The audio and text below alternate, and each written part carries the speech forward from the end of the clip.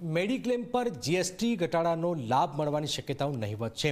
Health and life insurance પર GST 18% ઘટાડીને 0 કરો। વીમા કંપનીઓને ઇનપુટ ટેક્સ ક્રેડિટનો લાભ મળતો હવે બંધ થશે। આઈટીસી બેટ થવાના પગલે કંપની ગ્રાહકોને લાભ આપશે કેમ તે શંકાના દાયરામાં છે। કંપનીઓ એજન્ટ કમિશન અને સેવાઓને આઈટીસીમાં એડજસ્ટ કરતી હતી। આઈઆરડીએના વલણ પર ગ્રાહકને લાભ મળશે કે નહીં નિર્ભર એ સૌથી મોટો સવાલ છે।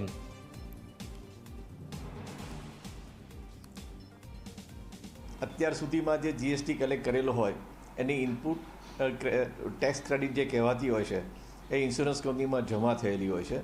હવે એ ઇનપુટ ટેક્સ ક્રેડિટ્સને કેવી રીતે ડાયલ્યુટ કરવામાં આવે છે એ દરેક ઇન્સ્યોરન્સ કંપની પોતાની પાસે કેટલું વોલ્યુમ છે એ પ્રમાણે એ લોકો એનો વિચાર કરશે અને પછી સામૂહિક રીતે એવું ચોક્કસપણે માનવું છે કે સરકાર અને આઈઆરડીએ બંને એમાં ઇન્વોલ્વ થશે અને બને ત્યાં સુધી આ ફાયદો પ્રજા સુધી પહોંચે એવો એ લોકોનો અભિગમ રહેશે અને ઇન્સ્યોરન્સ કંપની પણ એના માટે થોડું પોઝિટિવ રહેશે જ, કારણ કે એનાથી એના ધંધાનું વોલ્યુમ વધવાનું છે, તો એ પોઝિટિવ રહેશે એવી આશા રાખીએ છીએ।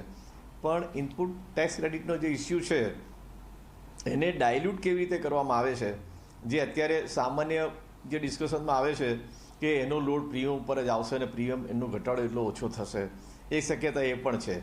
અને બીજી શક્યતા એ છે કે જો ઇન્સ્યોરન્સ કંપની જો પોઝિટિવલી કામ કરે અને સરકાર સાથે એનું કોઈ નિરાકરણ કરીને જો કામ લેશે તો કદાચ આ ઘટાડો એટલે ઘટાડાનો પૂરેપૂરો લાભ પ્રજા સુધી પહોંચશે એવું લાગે છે।